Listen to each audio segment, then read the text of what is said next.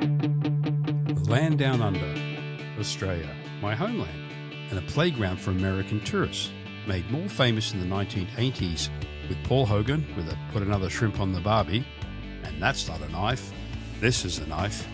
Australia's popularity grew exponentially, and it became the flavour of the month for the 80s and 90s, and has remained so to a lesser degree for the many years since. Today we're going to visit, literally and metaphorically, Australia with Cory Payton, Goway's account manager based in Los Angeles, California, as he recounts his many visits to the land down under. Hey there everyone, I'm Don, Professor Goway, and welcome to the Goway Pro Travel Tale Podcast.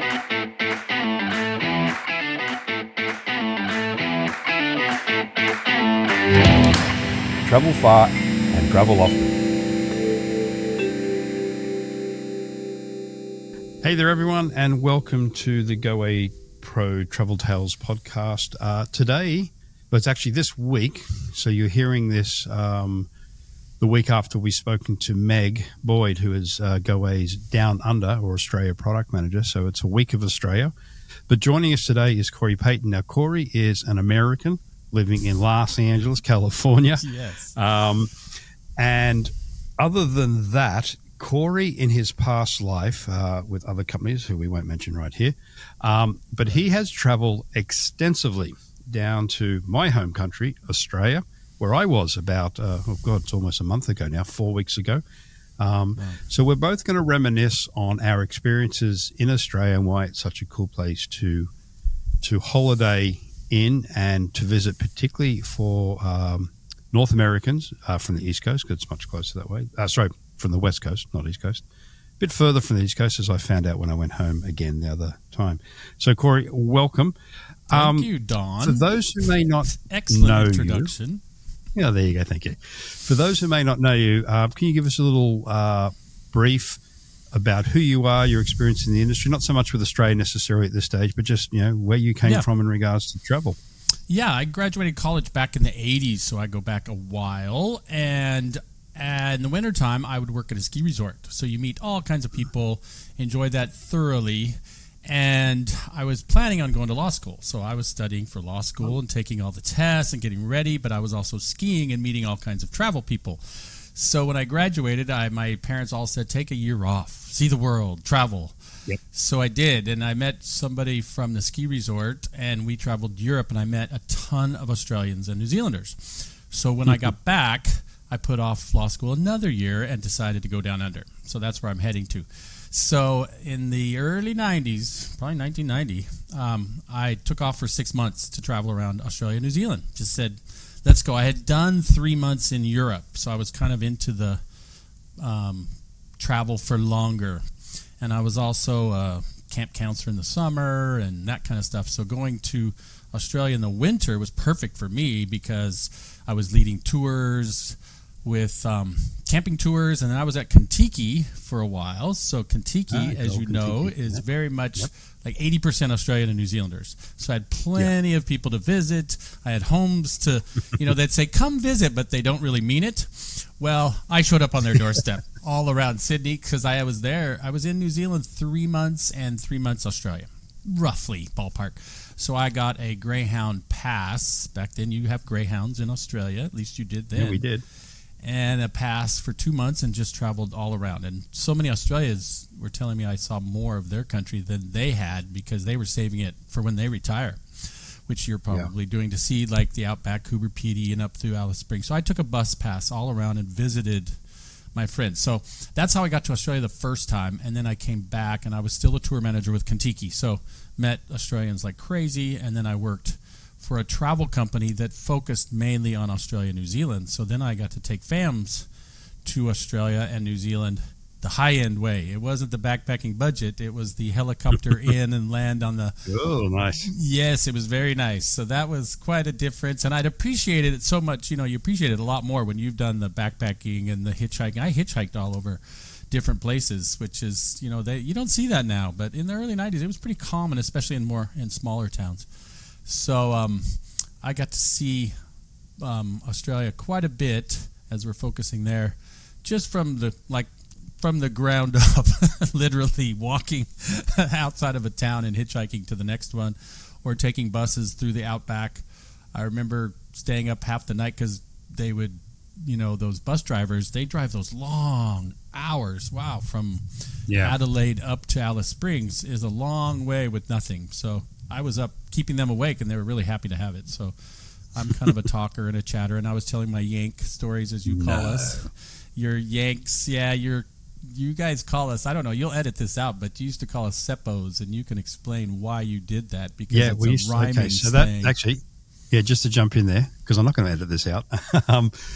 So the Australians actually were colonised by the British, so we have a lot of British connections, and rhyming slang is a big thing out of the UK, or was. And there's actually a little bit about it in the Goway Pro Travel Academy on the UK modules. But rhyming slang, so it was septic tank equals Yank. So as Australians will then shorten anything, septic tank became Seppo. So Seppo, through a long connection there, it wasn't a pleasant Yank term. Or American. No, not one associated with. So basically you're calling American septic tanks. Like, how pleasant. But I mean, I get it, because they would say, go answer the dog and bone. Because it the dog and bone, there you go, phone, the rhyming slang, which is the phone. Yeah, dog and bone is the phone. That's the more pleasant. And then you call British people pommies because of prisoners of the magistrate. So it was, when I was hitchhiking, our sign said a pom and a Yank, or a pom and a Seppo, because we wanted people to know we were foreign. I was in marketing in 1990. Here we were marketing as I was hitchhiking, because we wanted to pick up. We wanted locals to give us a ride so that we could visit their house and tell our stories. So I was traveling with a British guy that first time for quite a while, and you see it in the photos when I sent you when we're on a camel in the outback. But that was my sign, Pomona Seppo on the heading to Alice Springs, and we get a ride. So you're bringing back good memories. Yeah. So again, for anyone who visits Australia, you have to remember that we do have a very dry sense of humour, and we do like the nicknames. And often the classic one is someone who's a redhead. We call them Bluey or Blondie. The complete opposite. Yeah. So, but it actually means you care about the person. Like that, it's actually a show, kind of a note of kindness. I guess. Yeah, and that was my point. If you get a nickname, it's because you're liked, and everyone should have a nickname, or your name is is cut down and abbreviated. So Stephen is Steve-O. Yeah, Cory might be Coro or Cause. Something like that. I got Kaza. Yeah, you got Kaza. Okay, so again, it's all a sign of endearment. Just going back though, most Americans, and we are going to sort of focus on the American market here, because obviously that's your backyard. But most Americans, for some obvious reasons, they don't get a lot of vacation compared to the Australians and Europeans, particularly. The 2 weeks. Yeah, the 2 week things. So most Americans, at least in their youth, not all, but most, don't travel at length. But you obviously did. So is that something like, were you bucking the system, so to speak, bucking society? Like, did you get raised eyebrows when you said you're off for 6 months to Australia at the time? Because again, back in the 80s, Australia, well, it depends when you went, but it was in the 80s that Australia really came to prominence with the traveling world through Crocodile, Dundee, In Excess, the America's Cup, a whole lot, Men at Work, Man's Hate Men at Work, of course, yeah. But so when you said you were going to Australia for and New Zealand for a length of time, were eyebrows raised at the time? Well, in that time, Americans went to Europe because of the Eurail Pass. It was just huge. I mean, that's what people thought of. So Australia needed that idea to kind of permeate the youth market, and it just didn't. And I always have a theory. Americans think that Australia is so far, which it really isn't when you're flying to Greece. If you're flying to Greece or, maybe southern Europe, it's the same roughly, hour, give or take, the same. But you're also flying to a different season. So I was flying from summer to summer, and and that mentally makes Americans think that Australia is farther away. It's just something in my mind. I think that's the subconscious, like, it's winter there in July. That's far, that's kind of what I think Americans process. So that was in my mind, people are thinking, wow, you're going far. It's winter, everybody's skiing, and you're going to summer. So I was bucking the trend, but like I said, I worked for Kentucky. I had Australians over my house. Like on a Kentucky tour once, I pulled them up to Fresno, and the entire bus got off at my parents' house. So my family was very used to meeting and seeing Australians as they came and visited me as well when they came back to the U.S. They often went to see, I was in California, so that's where a lot of Australians start when they travel to the U.S. So, yeah, exactly. Well, one, it's the easiest. I always remember growing up, and my dad worked for Qantas, so the conversations and opportunities to go to LA were many for me. I was a bit spoiled. But yeah, most Australians, when they looked to the US, actually this segues nicely into my next question. So most Aussies will, again, we're talking the younger crowd at this stage anyway. I don't think it's changed a great deal. After university or even after high school, they'll disappear for a year because everything is so far away from Australia. Yeah. And the mindset is, right, if I'm going to go for a while, enjoy myself, then I'll come back and get into life, whatever life may be. Now, one of the biggest calling cards for a young Australian is to go to the UK and Europe, because obviously the UK, the connections, etc., and Europe's across, a very short pond, so they go and do that. When we looked at the US, it was LA for a couple of reasons, and I noticed this when I was there about a year and a half ago. Disneyland was a big thing growing up, and I was out there for Goway doing a show, literally in the back, on the back entrance of Disneyland, the hotel I was staying in. I swear, I think 3 busloads, and I mean like large groups of anywhere 20 to 40 people from Australia had flown in, and their main destination for their trip to the US was Disneyland. Yep. So, as an American, be it East Coast or West Coast, as Australians look to Britain or the UK for the connections there, where do Americans dream about as they're growing up when you were young and now as you work in the industry? Like, for a first-time traveler from the States, where are they looking to go? Like, where is their sort of go-to destination? Is it always the Caribbean? Is it Hawaii?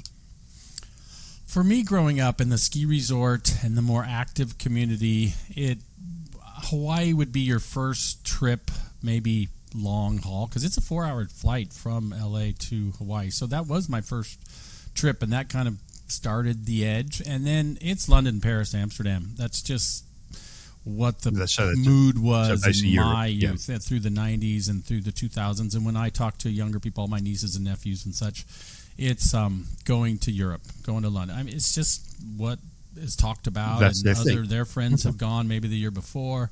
So Australia is the next trip kind of in their mind. Okay. And I think, for me, it was the weather.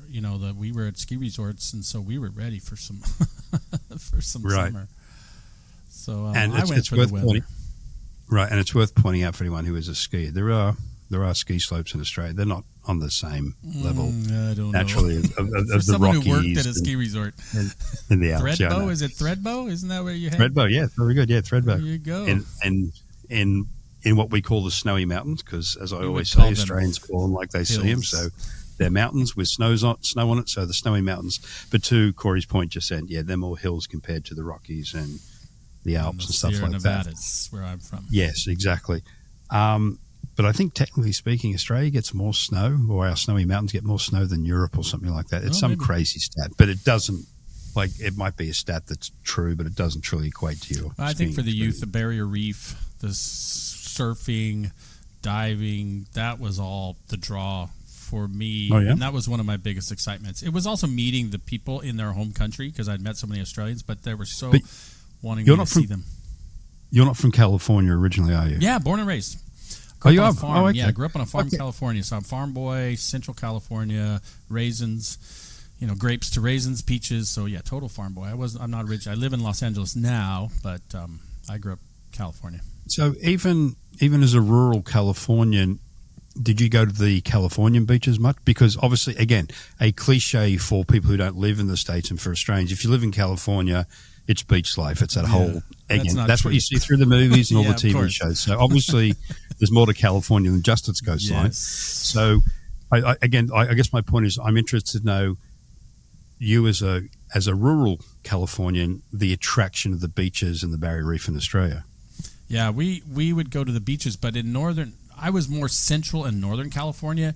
And if anybody knows California, they get very foggy and things in the summertime because the hot air, it can be 40 degrees Celsius, pretty common, 110 degrees Fahrenheit in the central California, and it pulls in the fog. So people joke the coldest winter you'll ever spend is a summer in San Francisco. So all along that beach is fog and cold. So we want sunshine, and Northern Californians didn't go to LA. It was just, when you're from the central northern, you're kind of a San Francisco 49er fan, all that. So right. Australia was a big draw because it was just pictured as sunshine and Bondi Beach and surfing and, and Baywatch and all that was popular on television. And so that was a big draw for me as growing up in California. It just seemed like we had a great relationship. All the people I met and talked to were real down to earth, great people, fun, enjoyed life, enjoyed barbecues, that kind of thing. Having a barbecue at Christmas, that is cool. Yeah, that is something. There is like there are not a ton of cultural differences between Australia and North America. Weather obviously is one of them. Particularly if you're from Canada. I'm in Toronto, so just coming out of the winter here, which has been it's just hanging on, won't go away. But I think one of the biggest shocks or cultural differences is if a North American goes to Australia over Christmas time, is that it's not snowing. And yes, there is a Christmas vibe down there. We have Christmas trees. We do all that type of thing. But our Christmas day will often be presents in the morning, and then you go for a barbecue or go to the beach in the afternoon.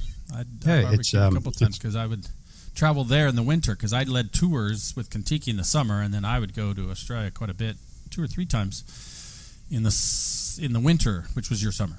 So that worked perfect for me. I remember throwing out clothes in my closet that were all sweaters I hadn't used in 2 years, and I was like, man, why do I have all these? But then I realized I hadn't been home in a winter, so like the third winter, I had no sweaters, no jackets, no clothes, because I was leading tours. But it was kind of nice to have constant summertime. It really works well. So, and that's I tell you what. Again, I was just home recently, and it was coming out of summer. It was still very hot because, the world's a bit crazy with its temperatures and weather these days. But it was, the 35 mark, quite humid. It was beautiful. And that would be and 80? you'd sort of, around there, 80s to 90s. And you'd, you just put on some shorts, shirts and flip-flops, and you'd walk out the door. And I come back here being Toronto, and I walk in the front door and I look to my right, and we have our coat rack, which is just like buried in coats and gloves and like just coming out this morning because we are going through a cold snap. It was like the whole thing. It's just, I do miss that aspect about Australia. But on the flip side, having lived here now in North America for a while, I've come to appreciate the change of the seasons, which you don't see as dramatically in Australia. So there's another sort of cultural thing. That's true. You can't go up. I remember seeing that. Sorry. But I was there in the fall going up to the Blue Mountains from Sydney and really thinking, and it's April, May, and you got the pumpkins and the fall foliage and all that sort of thing. And it was like, wow, this is, really cool. So you do get it. Oh, again, there is a change of season naturally, and you do see it, but not to the degree you would see up in New England. Yeah, exactly. And even here in Ontario, where it's just amazing. Now, that's awesome for like 2 or 3 weeks. Then it, in my opinion, sucks well it's cold for the next 4 or 5 months. Yeah. So you said for you when you were younger, it was the beach and the Barrier Reef. Again, all the big classics of Australia, which have been very well marketed over the years. Yeah. You now, as a professional in the industry, when you're out there talking to all our agent partners or even consumers directly, what do you think is Australia's attraction in this? In the 2000s, is it the same thing? Is it what you've mentioned, the people, the friendliness, the Barrier Reef, Uluru, etc.? Well, I think the initial draw is Sydney and the Opera House and the bridge climb. I mean, obviously that's what you see in the media, and it's kind of like, wow, I want to tick that off the box, seeing the Opera House. It's kind of like the Taj Mahal of the Southern Hemisphere. Yeah. So, and it's just as beautiful, I'll tell you. So, but then meeting the people is what I promote. So places like Kangaroo Island, where I say Kangaroo Island is like all of Australia in one small island, and it is definitely coming back after the fires. I've seen, they had that might be people Google it, they'll see that that was occurred in like 2018, but it's really come back, and the people are amazing, and it's just, I promote that quite a bit. Adelaide and the wine country, as you get older, you enjoy those wine countries. So you got three of them: the Yarra Valley. Let's see if I can remember them. The Barossa is out of Adelaide, Yarra Valley, and then Hunter is outside of Sydney. So you've got the three wine regions to visit. So as we get older and appreciate good wine, and I'm from California, that is nice. And right now with the exchange rates, wow, you can get a bottle of wine for half price. So that's nice. The exchange rate is incredible right now. We were talking about that recently. So time to go. Yeah, so just on that point, we're not going to get into the reasons behind it. It's not a political podcast. But it's nice to travel. At the moment, I think our director of sales, Renee, said it's close to half the US dollar at the moment, or something like that. So to explain that to people, some people don't realize. So if you take 58 US cents, you can get an Australian dollar. So 58 cents gets $1. So that's pretty sweet. And when you see an item in Australia, it's generally speaking about the same price as you'd see here. So a bottle of good wine, about $30. But realizing you're only paying 58 cents for each one of those, everything's 40% off. So it's pretty sweet deal if you explain it that way. Like when you get your credit card bill, it'll say, you'll pay 30 Australian, but then it comes back and it'll only be $18 on your credit card. $18, sweet, baby. So, here's the Only Hard Sell podcast. Now is a really good time to travel to Australia. Take advantage of the current situation because it's in your being. Absolutely. Talking to our US agent partners out there, this is definitely in your and your clients' favor. And of course, we got to mention the wildlife. I think people notice, they want to see a kangaroo. For you, it's like kangaroo. I mentioned to people are like deer. In California, you're not going to see them walking down the street. But if you go up towards where I was, Central Valley, and you head up towards the mountains, towards Yosemite or anything, at sunset, sunrise, you're going to see deer out and about and doing their thing and eating. And it's like, cool. We pull over and take pictures, too, of deer. And it was just like that in Australia to see kangaroos. You're like, they're out and about and doing their thing. And no big deal when you're driving from Sydney to the Blue Mountains and stuff. You're like, we pulled over for a picnic and there's kangaroos. And for an American, that's pretty sweet. Like, we were like, wow, there's kangaroos in the wild just doing that. And then when I did those bus rides, seeing the big reds, they call them the big reds that are 6-7 foot tall, and on those bus drives you'd see them at sunrise just standing up full speed. They can sit on their tail and put up their entire bodies. It's pretty amazing. That was and I think that was part of the draw. So you got the weather, the beaches, the iconic picture snap, whatever kids do these days of the opera house, and then to see the wildlife. You combine all those, and you're like, okay, it's on the list, man. It really is. Oh no, it's definitely, even for an Aussie growing up, it's yes, you get used to seeing kangaroos. Now, again, if you grow up in a city, you're not going to see, as you just said, as we used to say, like a lot of Americans would think you'd see a kangaroo bouncing down George Street, which is our main thoroughfare in Sydney.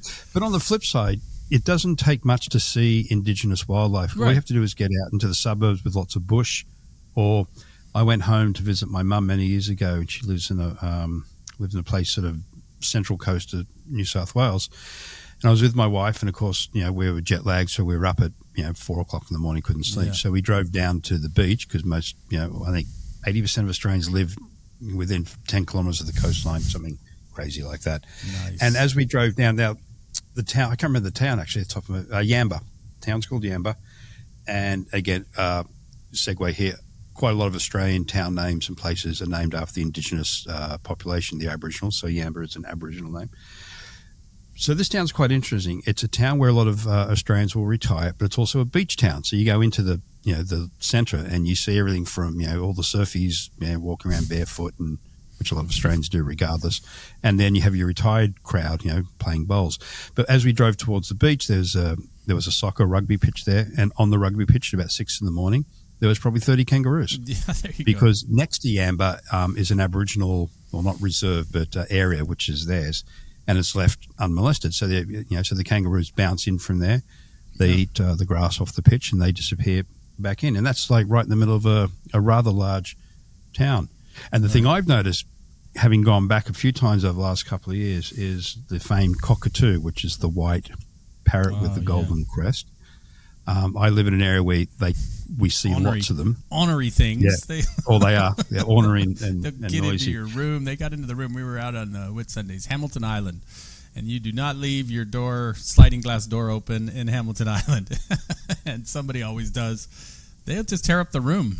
Yeah, you have to sign when you check in, that you'll keep that sliding glass door closed. But yeah, they're beautiful. Yeah. They're beautiful birds. I mean, they're just beautiful. so beautiful. And they're so just it's kind of a catch-22. Yeah, and they're just everywhere. I've just noticed they're everywhere now as well. So yes, wildlife will creep into, and again, you'll see cockatoos downtown Sydney, like around Circular Quay. I saw them. I can't remember. I think these birds are called an ibis. They weren't there when I was growing up. We call them bin turkeys now. So I'll throw up a picture now. Yeah, exactly. I'll throw up a picture now of what they are. But they're like an ibis bird, long beak, and they're all over Sydney. And they get into the garbages and stuff like that, hence the name, bin turkeys. So there is wildlife, like literally downtown. I mentioned driving to, we went to the outback out of Sydney, Wogan Valley, which I believe, in that direction, doesn't matter, but the locals know where things are, and he pulls over, he says, come on with me, mate. That's my worst Australian accent. And we went out, and he knew where wombats, a family of wombats, lived down in little tunnels, and he would say that their back ends are like a bone to cover the hole, so they go down and cover the hole with their backside, which is all bone, so that kind of protects themselves. And so he scurried them out, which is not very nice, but wake them up and see wombats. So that happened in Kangaroo Island. I saw little echidnas, cruising across the street. Koalas are a lot more difficult in my. They are. From the many times I've been there, pretty tricky. You got to kind of go to a sanctuary of some sort to see a koala. Well, to be guaranteed, you do. You have to go to a sanctuary. We don't endorse holding them. That's something that you shouldn't be doing. Exactly. Goway won't allow you to hold them.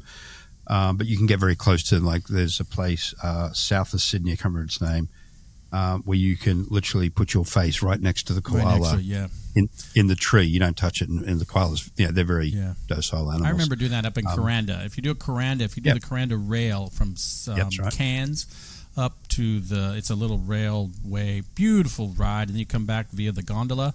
Up there is a really nice animal sanctuary. You even see the birds, cassowary. Those big the cassowary, dinosaur birds, you can see those up there too in a sanctuary, and the koalas. So you get them all. I love that train trip. It's one of my favorite. I recommend it all the time because you got Cairns as a barrier reef, diving, and then you got some rainforest in that train and the gondolas. It's pretty cool. Okay, I've got to compliment you on your pronunciation of Cairns because most Americans don't get that right. I know you've been working with us in the destination in Australia for a while, but it's not Cairns, it's Cairns. There is a silent R. Because we do have some weird. So let me ask you: how do you pronounce the capital of Victoria? Melbourne. Melbourne. Yeah, Melbourne. That's not bad. Melbourne. Not bad. Yeah, you don't say Melbourne. Melbourne. And how about our national capital? How do you pronounce that? Canberra.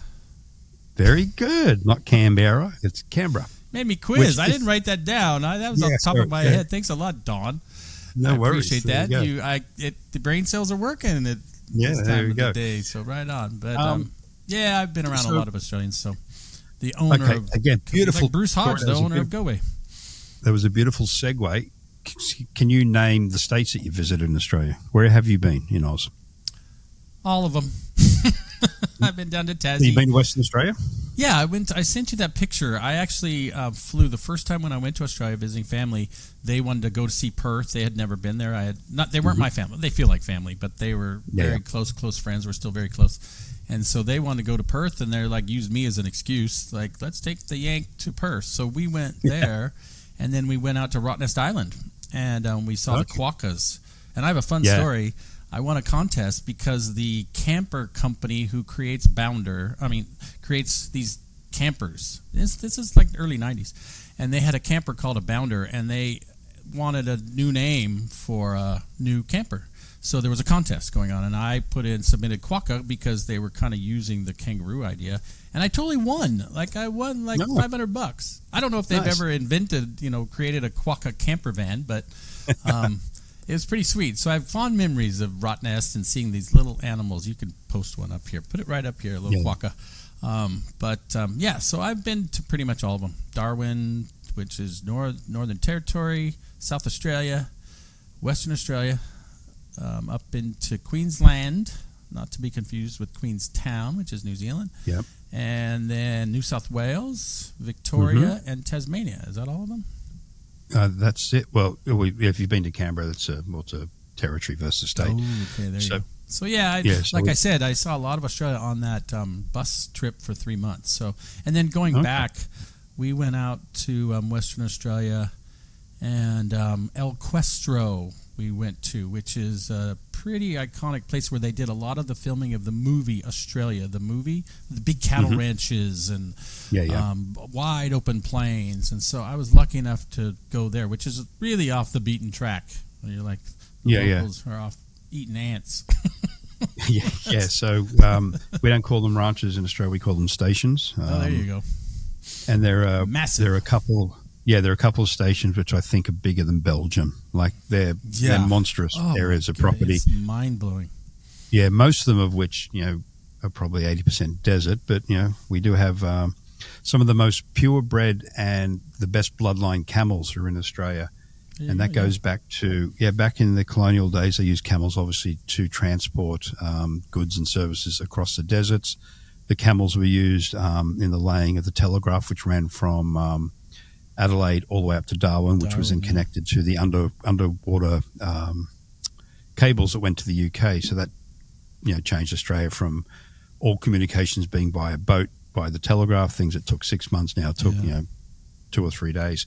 So what had happened is when also the railways were laid, the camels were not needed anymore, so they were just left to wander in the outback. Camels out in the outback. Wild camels, and basically the bloodline is now so sought after that you get the Saudi Arabians and quite a lot of the Middle Eastern camel breeders will come to Australia or buy camel flesh from Australia because it's such good, basically good genetics. So that's an interesting little. Yeah, and I heard that the Gone train is named after Afghanistan because of the camels coming from Afghanistan, and that Gone train, correct. I have done through there. So if you want a really amazing experience, is doing a train ride through that outback. You can do the Gone is from Adelaide up to Darwin, or Adelaide to Darwin, or Indian Pacific goes. Indian Pacific goes from the Indian Ocean to the Pacific Ocean. Hence the name. So from Perth to Sydney, and again, you don't have to do either. You don't have to do Adelaide, Darwin. You have to do the whole thing. Yeah, you can do pieces. You can do it in sections of it. That's an idea, and I think Americans love train journeys. We kind of have the idea of that in Europe. Be like, do the train journey in Europe, and people don't realize maybe that there are train journeys in Australia that'll, kind of break up the flying all around, because Australia is big as the U.S. Americans do not realize that it is 5 hours flight across and 3.5 hours Sydney to Cairns. So you do a lot of flights. So train journeys may be an idea to break things up. Yeah, so just on that note, so a big country, as Cory mentioned, the easiest way to get around is flying, and there is a really robust domestic network within Australia. But the trains we mentioned, so you can go north-south, Adelaide to Darwin on the Ghan. You can go east-west, west-east on the Indian Pacific. There are also train journeys that run up the famed East Coast, so from Sydney all the way up to Queensland and further north if you want to. And then there are short little sort of day trips, the Kuranda Rail, as Cory mentioned earlier. Yeah. There's a very famous, it's all of like 40-second rail journey or experience, not journey, in the Blue Mountains. It's called, I think it's just it's like a funicular kind of thing, Yeah, and it's an old mining railway which got people from the top of the cliffs down into the valley. They've now turned in, like, I think the grade's like something like 89%. It's real. Yeah. It's almost a vertical drop. Hardcore, really cool. I think you can even see people, rappelling down the mountain as you're going down. You can do that up in there if you're for the more adventure sports. Like that. Now, one thing that we haven't touched on, which I'd like to, and I'm not sure what experiences you have had, if any. You've mentioned, your experiences with the Australians were friendly and nice, which I generally think we are overall. But we have to acknowledge that we were not there first. There was the indigenous population, the Aboriginal people. And I took my family back there years ago, and we did some extensive Aboriginal interactions and immersion tours up in the Northern Territory, which is where you have the best opportunity to do it. Mm-hmm. So have you had that yourself? Have you done any Aboriginal experiences on your when I was first there, you could actually climb Ayers Rock, which is now called Uluru. Yeah, I want to get that right. And which is an Aboriginal name, which is, I think, very respectful to name it or rename it or bring the name back. And you could climb it. Now you cannot, because that's disrespectful to that.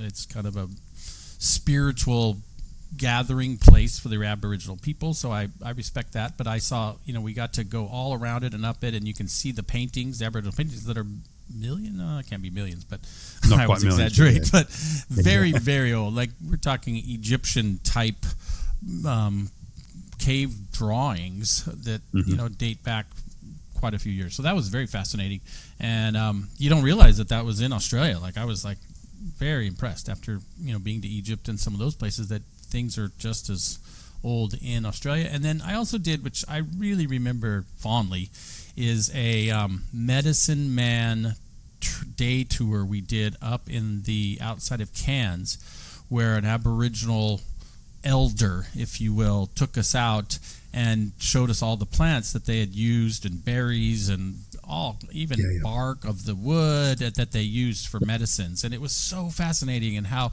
much of that was lost, that these plants can cure and heal, and good for all kinds. They can make teas out of the different leaves, and they gave it to us, and maybe it's a little psychological, but you feel the energy, or you feel they feel better and more robust, and it's nice that not everything has to be so processed. It can be 100%. natural, and there are people that understand the value of the roots, and maybe even finding new medicines, because that up in that area is a lot of it's untouched, which is so amazing. Yeah, it is. So probably the most famous areas you can do this will be up in Kakadu National Park. So this is all the Northern Territory area for the most part, though there are Aboriginal communities and peoples all over the country. And just going back to Cory's mentioning of the cave painting, the Aboriginal peoples are the oldest living culture in the world. There you go. So that's incredible. So it's highly recommended that you speak to one of our destination specialists if you're going to Australia, and particularly the Northern Territory, that you try and work in an Indigenous experience, because, as Cory just mentioned, I did the same thing with the family. We were with a lady. She used her white name. Patsy was her white name, and she actually came from an area called Arnhem Land, which is also in the Northern Territory. And this is blocked off for the most part for the Aboriginal peoples. There's very, very little tourism into Arnhem Land. So she came from there, and based what Cory just mentioned, she showed us fruits and berries and roots and stuff like that, and it's amazing.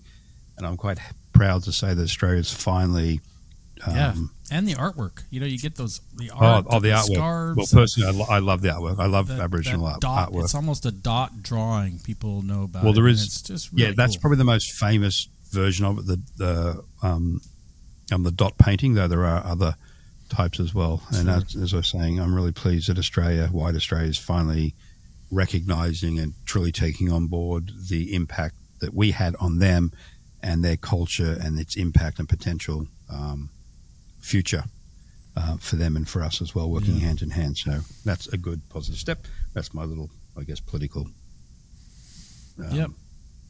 rant and there I about can that. transition. My favorite experience of all time, number one, easy, not difficult, is diving the Barrier Reef. And I had no idea. I'd been to the Barrier Reef snorkeling, and you do it, as a backpacker and things, and it's gorgeous. It's amazing. You see the clams and all that sort of stuff. But we did one trip, and this is way later on journeys to Australia. I realized you can go diving with tanks, and you can go down 10 meters with only a day, like 2-hour lesson. If you can swim and you're very comfortable in the water, you can do a resort dive, as they call it. And I had no idea. I just figured diving's for Patty. You got to train in 3 days, and it's just too complicated. I'll snorkel. I'm fine snorkeling. But then it became an opportunity, and I was like, oh, okay, why not? And if you're a little less comfortable in the water, they have cables that they take you down, so you could go down via cable slowly, so you can get your ears adjusted, everything. It's not like you're on your own. So you go a cable down, and it's all protected, so they don't want you touching the reef and everything. So it's all done just so professionally, and you can go down slowly and get comfortable, clear your ears. I'd never dove, whatever the term. Been diving before. And it was just an incredible experience. I got so comfortable, and they said it's a little pricey, but it's so worth it. It's just once in a lifetime. And they were like, we have time to go again. Would anybody like to go again? I mean, I paid it again. That credit card bill. Because, at first it takes a while to get comfortable, with your ears and things. Yeah. You're enjoying it, you're experiencing it. And you get your dive meter, and I was trying to get below 10 meters. And boy, that dive master, he's showing me, he's like, you're not going to, no, you're not. I've been doing this a long time. But to actually do a dive at the Great Barrier Reef is just special. It's just a life experience that you get to carry on. I mean, it really changed me. So now, that was definitely my number one experience in Australia. Yeah, interesting. Yeah. So a point you brought up much earlier, there's a lot of Australians don't see their own country, which I think it's true of most people in their respective countries. I can't speak to you on how much of the States you've seen, but when I was growing up, I did most of my travel everywhere else but Australia. Yeah. So when I went back again with the family many years ago when the kids were really young, my wife and I left our kids with my mother, and we did that. We went up to the Barrier Reef. We were both certified divers, and we did a 3-day liveaboard. And to your point, it was amazing. There's a lot of news that the reef is in trouble, which it is. There are areas which are in trouble, but we being Australia, are working very hard to rectify that. But there are still many, many pristine areas of the Barrier Reef. So even if you're not a diver, you can do the resort dives, as Cory mentioned, or just go up and snorkel. Snuba, they have this weird thing with I've taken travel agents where they put like a bubble thing on your head, and so you're breathing naturally, and then they just lower you down so you don't mess up your hair. I mean, it's really bizarre. Seriously? But you see it. If you see like Bugs Bunny cartoons, like if they go into space, you look like a spaceman. But then you get to have the experience because a lot of generations go out to the Barrier Reef. Grandma, the kids, the grandkids, the great grandkids. And so grandma wants to be a part of the joy and the talk and all that sort of stuff. So they have little submersibles, the submarines, tiny ones, they're not too tiny. You don't get too claustrophobic, but you can also do the snuba, which I thought was great so that grandma can talk with the kids. Yeah, I was down there, how was it? I did you were snorkeling. Well, I was over here. I saw you, Johnny, you were amazing. I saw you. And they're sitting there breathing just natural air. They don't have to have a snorkel. They don't have to worry about salt in their mouth. And I just thought it was great for the whole family to be able to enjoy it and talk about it. That's the best part, Oh, I was there with 100%. You. And they hand you like sea cucumbers so that grandma well, I feel like a grandma myself. But, so that the older generations can, and it's not just older. Some people are not comfortable in the water, so it wasn't just all older. That's what was in my mind. But some people, that snorkel, you get salt water in your mouth and all that. So there's so many ways to experience the Great Barrier Reef. It's just a really nice way to do it. Okay, so as we wrap things up here, let me just do a bit of role play for you. I come to you as an agent who's never sold Australia before. You obviously have a lot of experience with it in actual being there and obviously working with the country for many years. You mentioned you were just at a Tourism Australia event, I think, in LA. So I come to you and I say, well, I've got a client. They've got, let's say, 2.5, 3 weeks, flexible. Don't worry about airfare. They've got that sorted. Yeah. They want to do Australia. What are your recommendations? This is probably their only time they're going to go that far. Yeah. That's a good point. Well, I'll give you 2.5 weeks. What should they hit? Yeah. My first comment, and this is so common, is to pick one. Tell your clients to pick one, Australia or New Zealand, because every American who goes down under, they think, well, I'm going that far, I'll try to do both countries. It's just how we all perceive things. You figure, so pick one. That's my number one advice. So like you said, 2.5 weeks is generally the amount of time people have. So pick one, Australia, definitely. There's so much to see and do, as you've heard. And then I love to Sydney.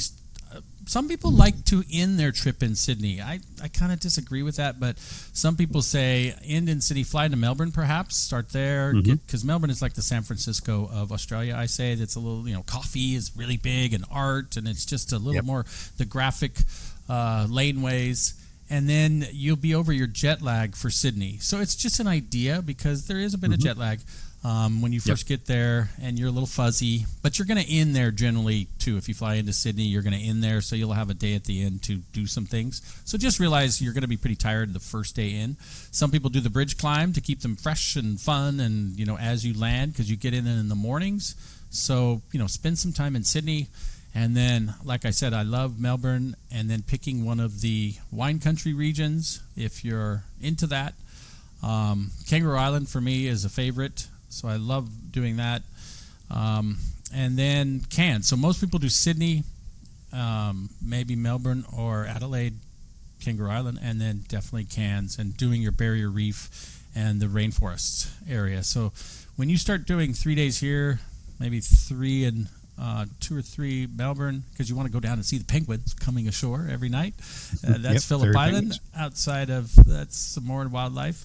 And then Kangaroo Island and Barrier Reef, pretty sweet. And then if you have time, if you stay in Cairns, you're on the mainland. You might want to do an island experience, and my favorite is Hamilton Island, which is in the Whitsundays. So you're getting an island experience, but it doesn't have to be totally high-end, because many of those island experiences are pretty expensive. But Hamilton Island has mid-range hotels and properties, so you can be on the Barrier Reef. You're not on the outer Barrier Reef there, but you're on the Barrier Reef, and so you get that island experience. So that would be a recommendation.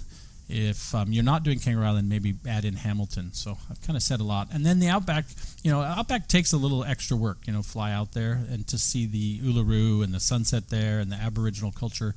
That would be maybe a second time traveling to Australia. But if they're into trains, like I said, or into the more cultural experience, then you might add in Ayers Rock and Alice Springs and Uluru. So it's so much to see. Oh yeah, that's the trouble. Oh, it's like any country. There's just so much. Exactly. What do you pick? That's why I say pick one country. Yeah, definitely do that. I would always try and squeeze in Uluru and Katochuta, which were called the Olgas. Again, back to Aboriginal naming, Katochuta, which is right by Uluru, if you can, on your 2.5, 3 week trip. Other thing I like to point out too is that, as Cory mentioned, most people will fly in and out of Sydney, but that doesn't have to be your only option. You could fly into Melbourne out of Brisbane. Brisbane's becoming probably one of the main, or I don't want to say secondary, like it's equaling Sydney as an entry and exit point. So you could into Sydney out of Brisbane, into Melbourne out of Brisbane. Yeah, is something to keep in mind as well. Yeah, it'll save you on time. Exactly. A state which Cory didn't mention, I know he's been there and I know he loves it as well, but I want to just throw it out there, is Tasmania. Now, it'd be difficult to squeeze everything Cory mentioned in plus Tasmania, but Tasmania is like a country unto itself within Australia.